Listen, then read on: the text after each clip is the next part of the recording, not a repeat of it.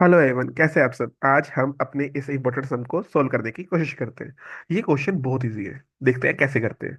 अब क्वेश्चन में हमें क्या कहा गया है। If three minus two sine square theta minus three cos theta is equal to zero and the value of theta lies between 0 degree and 90 degree, then the value of two cosec theta plus ten theta. तो इस question को solve कैसे करें। इस question को solve करने के लिए ना, आपको कुछ बेसिक चीजें पता होनी चाहिए। बेसिक चीजें मतलब क्या कि आपको ट्रिग्नोमेट्रिक टेबल सारा याद हो।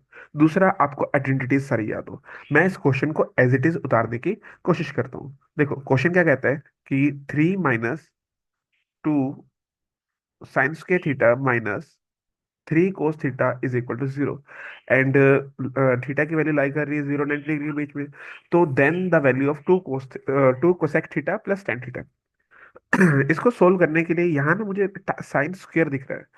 तो या तो मैं इस इक्वेशन को या ये पोलिनोमियल को सारा साइन में बना लूँ, या तो इसको सारा मैं कोस में बना लूँ।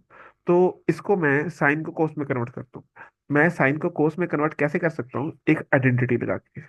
क्या कि मुझे आइडेंटिटी पता है कि sine square theta plus cos square theta is equal to one.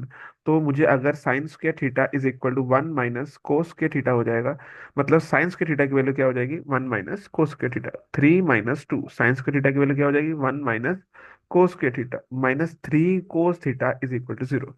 तो इसको थोड़ा सा मैंने क्या किया, सिंप्लीफाई। सिंप्लीफाई कैसे करेंगे, three minus minus two into one minus two, minus minus क्या हो गया प्लस, तो ये क्या हो गया two cos square theta minus three cos theta is equal to क्या हो गया, जीरो।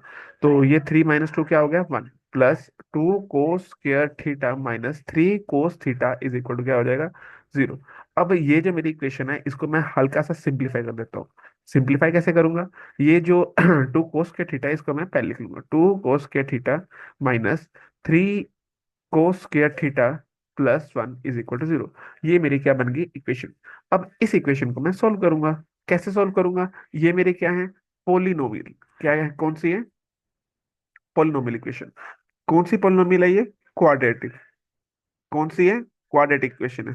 क्वाड्रेटिक इक्वेशन को सोल्व करने के लिए, एक्चुअली क्वाड्रेटिक इक्वेशन क्या होती है, a x square plus b x plus c is equal to zero.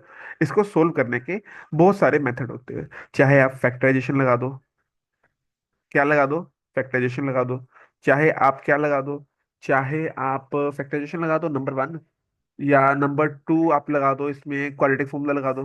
Quadratic quadratic formula, quadratic formula क्या कहता है, minus B plus minus under root of B square minus four A C upon two A, ऐसे ये लगा दो।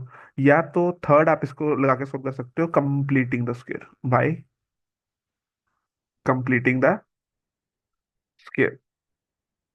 इन तीनों method से, इन तीनों मेथड से आप इस पोलिनोमियल इक्वेशन को सोल्व कर सकते हो। बट मैं ये तीनों मेथड ही आपको नहीं कराने वाला।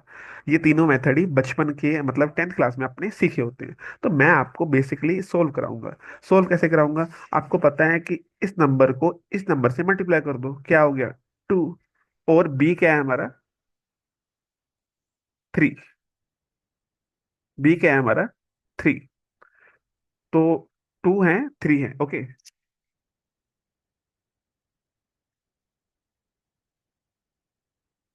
तो ये टू है, ये थ्री है। गुना करके, मल्टीप्लाई करके टू आना चाहिए, प्लस माइनस करके थ्री होना चाहिए। टू इंटू वन टू, और टू प्लस वन थ्री।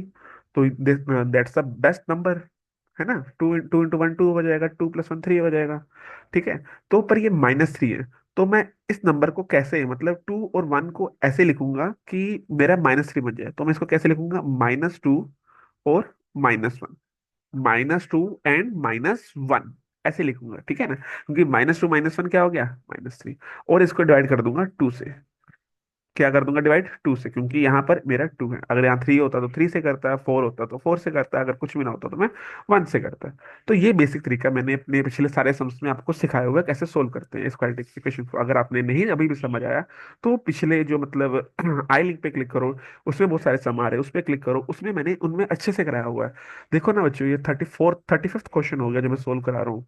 तो थर्टी फिफ्थ क्वेश्चन तक मैं हर बार आपको एक मेथड को सोल्व नहीं करा सकता ना, बट फिर भी आप मेरे को कमेंट करके बताओ, तो मैं पर्टिकुलर वीडियो लगा दूंगा कि फैक्टराइजेशन मेथड को कैसे सोल्व करते हैं। देन हमने क्या कर देना है, इसके साइंस को चेंज कर देना है। साइंस को चेंज कर दिया। तो ये क्या बन गया, ये बन गया 2/2, ये बन गया 1/2। 2/2 क्या होता है 1, ये है 1/2।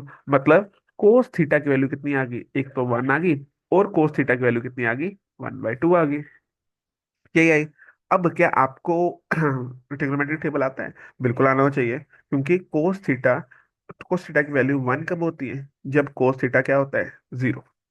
कोस थीटा की वैल्यू 1 कब होती है, जब कोस थीटा क्या होता है 0 डिग्री। और कोस थीटा की वैल्यू 1/2 कब होती है, जब कोस थीटा की वैल्यू होती है 60 डिग्री।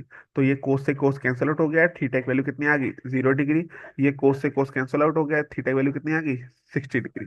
तो ये थीटा की दो वैल्यूज को मैंने यहाँ पर निकाल लिया है, फाइंड आउट कर लिया है। अब मैंने वैल्यू किसकी निकालनी है, 2 cosecant theta plus ten theta की। किसकी वैल्यू निकालनी है, 2 cosecant theta plus ten theta की। मैंने क्वेश्चन निकालना है, वैल्यू निकालनी है 2 cosecant theta plus ten theta की। अब देखो, अब एक बार थीटा की वैल्यू मैंने क्या भरनी है 0 डिग्री, चेक करना है किसमें वैल्यू बैठती है। एक बार थीटा की वैल्यू मैंने क्या भरनी है 60 डिग्री, कि किसकी कहाँ पर मेरी वैल्यू सेट बैठती है। तो 2 cosec 0 degree plus ten 0 degree, यहाँ पर 2 cosec 60 degree plus ten 60 degree. तो 2 कोसेक 0। अब अगर आपको पता हो तो 2 कोसेक 0 क्या होता है, नॉट डिफाइंड। कोसेक 0 क्या होता है, नॉट डिफाइंड। तो ये नॉट डिफाइन हो गया, मतलब जीरो तो मैं यहाँ पर अप्लाई कर ही नहीं सकता। तो ये मेरा इसको नेग्लेक्ट करना पड़ेगा। अब आप कहोगे कि हमने पहले ही नेग्लेक्ट क्यों नहीं कर दिया, क्योंकि यहाँ पर अगर आप साइन देखोगे तो यहाँ पर क्लियरली कहा है कि थीटा की वैल्यू 0 और 90 के बीच में लाई करती है, और 0 भी हो सकती है और 90 भी हो सकती है। अगर यहाँ पर इक्वालिटी का साइन नहीं होता ना, अगर यहाँ पे इक्वालिटी का साइन नहीं होता, तो मैंने इसी के बेस पे ये 0 डिग्री को रिजेक्ट कर देना था। बट यहाँ पर इक्वालिटी का साइन था, दैट्स व्हाई मैंने इसको रिजेक्ट नहीं किया। तो अब यहाँ पर 2 कोसेक 60, कोसेक 60 की वैल्यू कितनी होती है, 2/√3, अगर यहाँ तक मैं सही हूँ तो। और टेन 60 की वैल्यू कितनी होती है, ओनली √3, √3/1। तो अब मैं इसको थोड़ा सिंपलीफाई कर लेता हूँ। 2 × 2 4 हो गया, 4√3 प्लस √3/1। इसको सिंपलीफाई कर लेता हूँ। तो 4 × 1 4 हो गया, एलसीएम ले लेता हूँ। 4 × 1 4, √3 × √3 ओनली 3/√3। तो ये कितना आ गया, 7/√3। क्या ये आंसर आ रहा है कहीं पे, 7/√3? 7/√3 तो कहीं नहीं आ रहा। तो मुझे इसको क्या करना पड़ेगा, ये 7/√3 जो है इसको मुझे रैशनलाइज करना पड़ेगा। क्या करना पड़ेगा, रैशनलाइज। तो रैशनलाइज करने के लिए डिनोमिनेटर से मल्टीप्लाई कर दूंगा। तो √3 हो गया, ऊपर क्या हो गया 7/√3। तो ये मेरा क्या हो गया, फाइनल आंसर 7√3/3। 7√3/3, ये कौन सा आंसर आ रहा है मेरा, 7√3/3। तो ये मेरा आंसर आ रहा है। ठीक है, इस तरह आपको ये आंसर समझ आ गया हो। तो इस क्वेश्चन को आप, मैंने इस क्वेश्चन को पूरा पूरा एक्चुअली बेसिक से सिंप्लीफाई करवाया है, कि कैसे मैंने साइन स्क्वायर को कोस से कन्वर्ट किया, देन मैंने इसको पोलिनोमियल में अरेंज किया, क्वाड्रेटिक पोलिनोमियल में किया, देन कोस की दो वैल्यूज आ गई, थीटा की दो वैल्यू आ गई, तो मैंने बारी बारी 1 और 2 करके इसकी वैल्यूज को पुट किया। देन मेरा फाइनल आंसर आया 7√3/3। बट आप, अगर आप इस क्वेश्चंस की बहुत प्रैक्टिस कर चुके हो, तो आपके लिए एक तरीका है, आप थीटा की वैल्यूज को बारी बारी भर के देख लो। एक बार थीटा की वैल्यू 0 डिग्री, थीटा की वैल्यू 30 डिग्री, थीटा की वैल्यू 60 डिग्री, और थीटा की वैल्यू 90 डिग्री भर के देख सकते थे इस क्वेश्चन में। वैसे भी आपको पता है कि जीरो तो हम वैसे नहीं भर सकते। क्यों जीरो नहीं भर सकते, क्योंकि कोस जीरो क्या होता है, अनडिफाइन होता है। तो ऐसे करके आप भर सकते थे, मतलब देखो ना, आपको बताता हूँ।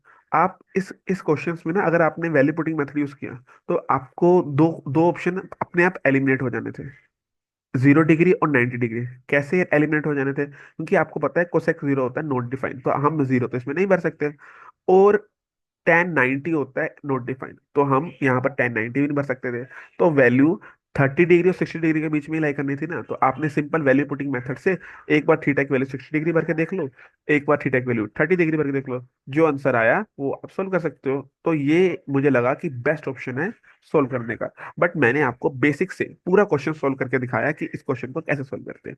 इस तरह के और वीडियोस को देखने के लिए हमारे चैनल को लाइक करें, सब्सक्राइब करें, और कमेंट सेक्शन में अपना व्यूज को जरूर बताएं। तब तक के लिए शुक्रिया, थैंक यू, धन्यवाद। और एंड में जो वीडियोस आ रहे हैं, एंड स्लाइड वीडियो में, उनको भी जरूर देखें, क्या पता आपके लिए फायदेमंद हो।